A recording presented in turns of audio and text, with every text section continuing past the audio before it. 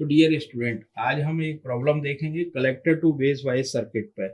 Question आपको given होगा और आइदर आपको फिगर दिया जाएगा या फिर ये कहा जाएगा कि collector to base wise circuit में ऑपरेटिंग पॉइंट वैल्यूज कैलकुलेट करें। देखें, ये प्रॉब्लम है calculate the Q point values. Q point values क्या होती हैं? मैं लिख दे रहा हूं क्वेश्चन को, कैलकुलेट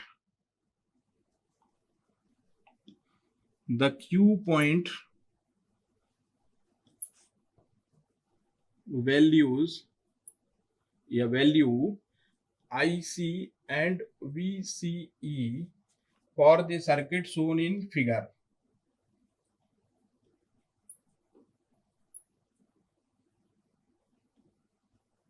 अगर ऐसा नहीं बोला जाता है आपसे तो ऐसा भी बोला जा सकता है for the collector base wise circuit. तो सर्किट अगर आपको दिया है तो अच्छी बात है, सर्किट शोन इन फिगर। अगर नहीं दिया है तो आपको एक simple collector to base wise circuit का एक collector to base wise circuit design कर लेना है, जो कि सिंपल सर्किट है। यहाँ पे आरबी और ये इस तरह से। जब हमने एसी के लिए एनालिसिस किया नहीं था, यहाँ डीसी के लिए एनालिसिस किया था, तो यहाँ plus VCC and that is equal to 12 volt और RC equal to 10 kilo ohm, RC RB equal to 100 kilo ohm, ये आपको दिया गया है। और ये ट्रांजिस्टर का बीटा डीसी ये 100 दिया गया है।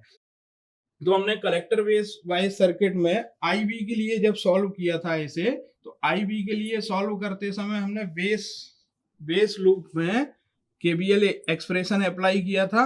और केबीएल एक्सप्रेशन अप्लाई करने से एक्सप्रेशन क्या आया था? IB equal to V C C minus B base emitter divided by R B plus 1 plus beta into R C. बस इसमें आपको क्या करना है, आरबी की वैल्यू आपको गिवन है, RB equal to 100 into 10 to the power 3 ohm, RC equal to 10 into 10 to the power 3 ओम,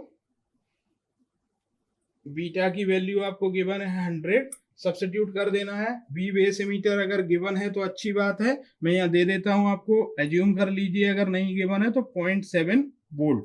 और VCC की वैल्यू आपको गिवन है 12 वोल्ट।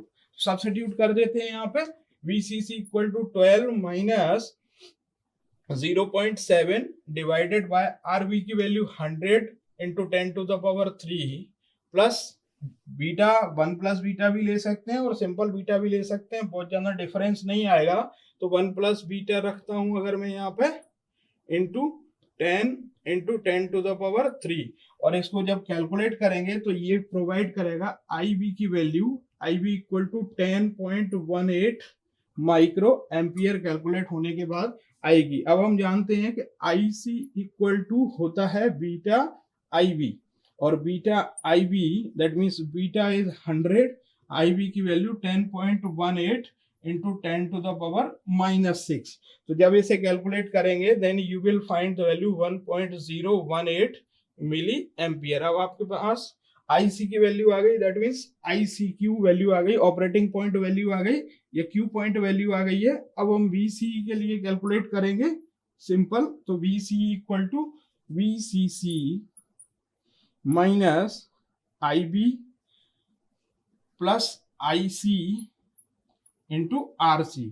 दोनों वैल्यूज आपके पास हैं, सब्स्टिट्यूट कर सकते हैं, दैट मीन्स 12 माइनस IB की वैल्यू है आपके पास 10.18 into 10 to the power -6 plus IC की वैल्यू है 1.018 इंटू 10 टू द पावर -3 और RC की वैल्यू आपके पास है यहाँ से 10 kilo ohm, that means 10 into 10 to the power 3। जब इसको कैलकुलेट करेंगे तो ये आपको VCE की वैल्यू प्रोवाइड करेगा, VCE इक्वल टू 1.782 वोल्ट।